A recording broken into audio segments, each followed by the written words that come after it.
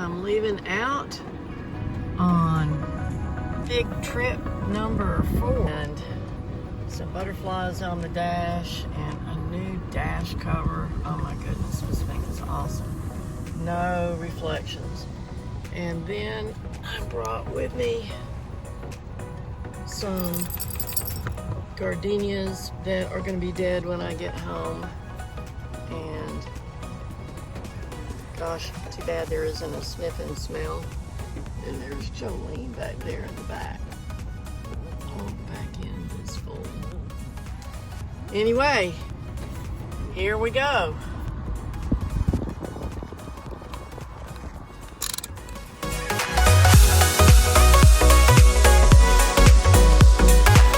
Long trip, my 4th long trip of the retirement part of my life. I am going to the National Park Passport, and I'm stopping at as many as possible. And on this trip, the first stop is Booker T. Washington's home place, or national monument. So I'm going to go learn more about Booker T. Washington.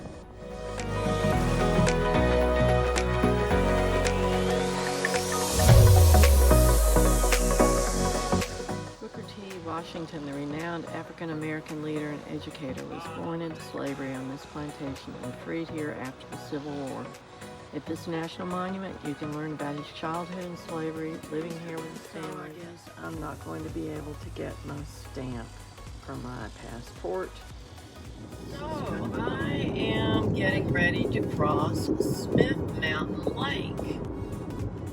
I have a friend who vacations here on a regular basis, and I was wondering where it was. Now I know.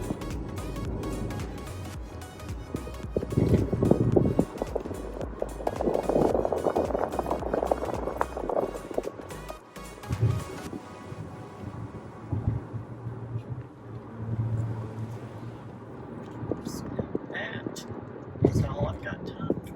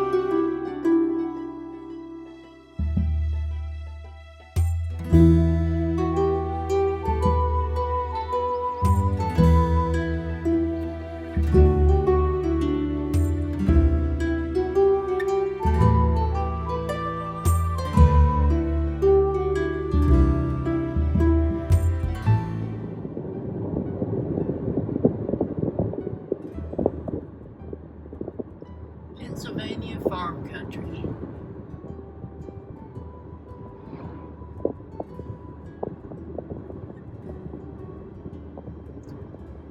Getting close to my first camping destination, and it looks a little sketchy ahead.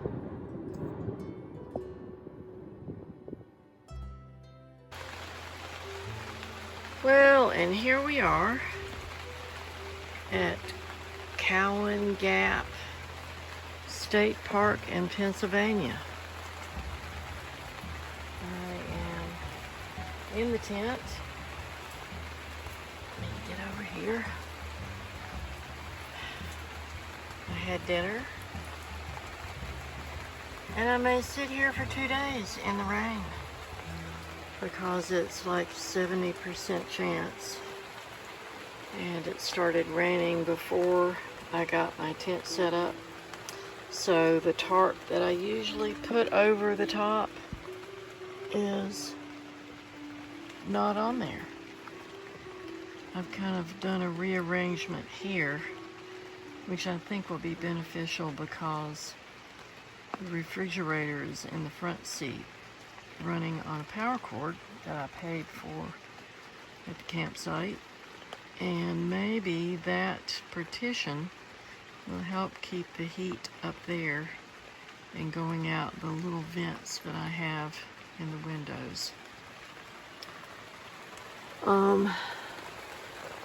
Yeah, and I had no signal, so this will be my motivation to read and read and read. Jolene is under there, cozied up, and I've had my evening cider before I ate dinner, so I'm about ready to go to sleep myself. So, nighty-night.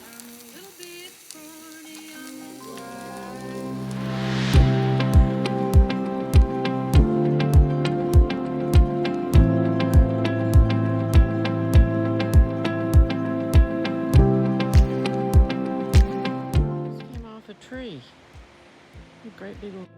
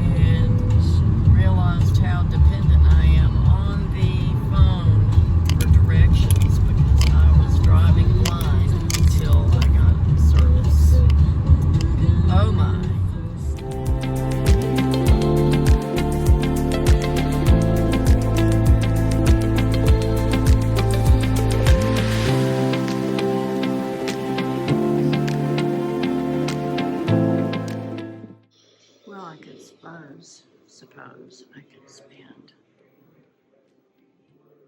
hours here looking at all of this.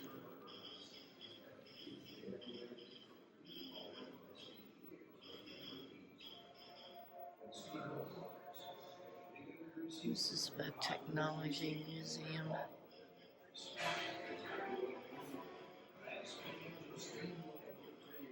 Some are fast, some are slow, but all move with the charismatic majesty that typifies steam power. This is crazy. Some locomotives work only as switching. Who knew? I sure didn't.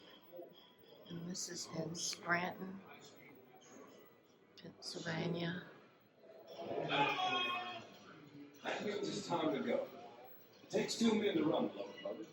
The engineer's job is to get us down the road. I'll have to keep plenty of water in the boiler. Oh my goodness. He's got enough steam to do it.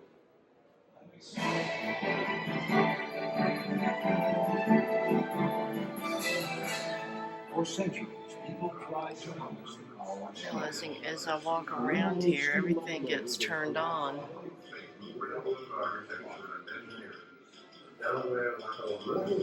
I gave myself 15 minutes and then I'm gonna go get Jolene. I don't know what this is. But in just 15 years, he would completely reconstruct the line.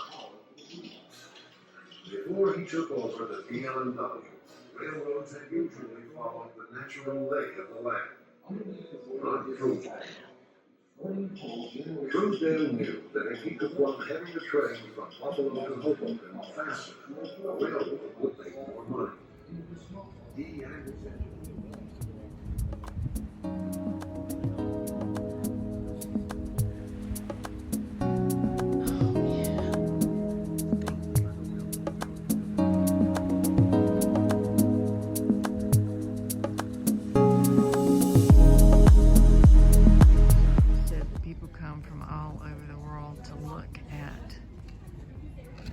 Big boy cab, Union Pacific. Oh my goodness, it is a huge...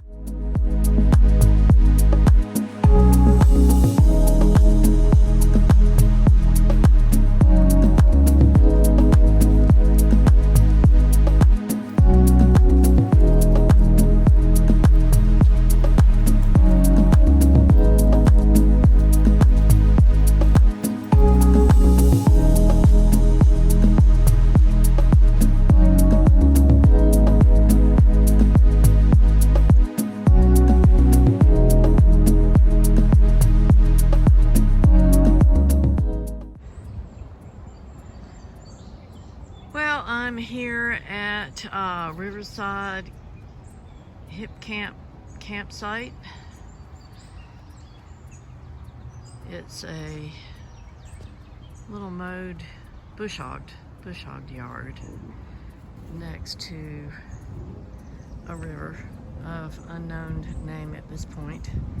I'm getting ready to leave because when I set up last night using this side roads awning by Kelty that I purchased and had sent to this location, the wind was blowing like 30 miles an hour. Well, not that much, but the wind was blowing really hard, and imagine trying to set up this sail in the wind, and then it started raining. So that was tedious. But it saved my butt because I set it up on the side and was able to sit out the majority of the rain before I could get my dinner started. Anyway, it was a kind of long night and I didn't get up until 8:30, and now it's 11:30 and I'm all packed up after having had a good breakfast. Here at the Women's Rights National Park Museum. This is crazy.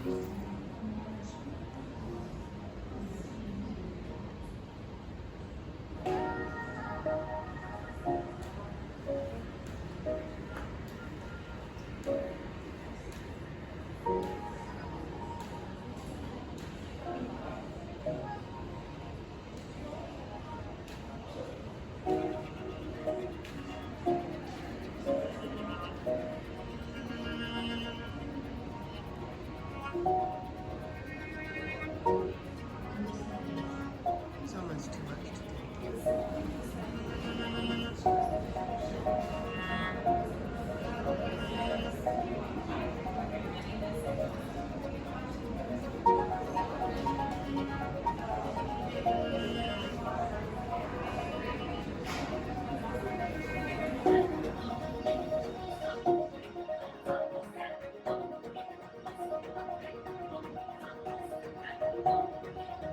Apparently, Seneca Falls was a serious place for women's rights. The Rochester Women's Rights Convention apparently was held there.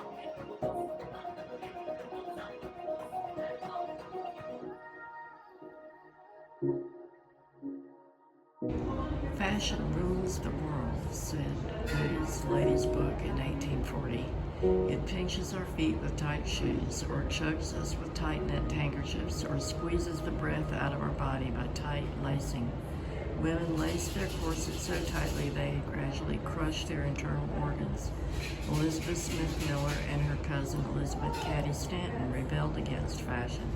They began wearing loose-fitting short dresses over pantaloons and introduced the costume to Amelia Bloomer, who popularized the outfit in her newspaper, Lily. The Bloomer costume attracted rude attention when worn in public. To return that attention to more important issues and to escape constant criticism, ridicule, persecution, and mobs, Stanton gave it up, concluding such is the tyranny of custom. This is inside the Wesleyan Chapel. I'll be in here a minute because I'm breaking rules with the dog.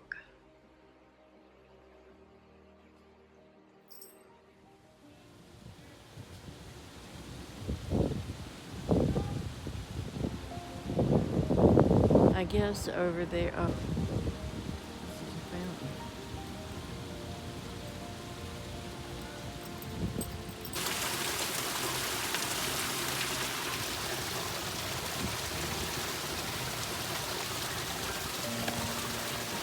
This is really cool how they've done this. And the water kind of rolls over the words and creates this interesting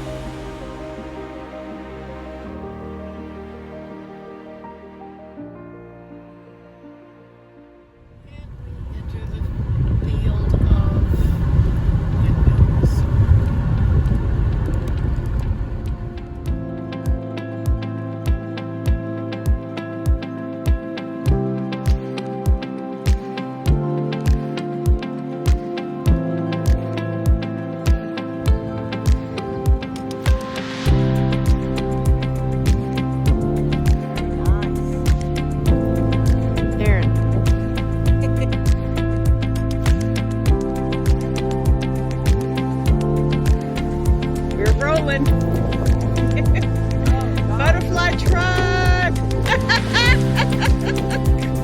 Oh, your battery's low. 20% left. You got it? You got it. That is not easy to do for women. Yeah.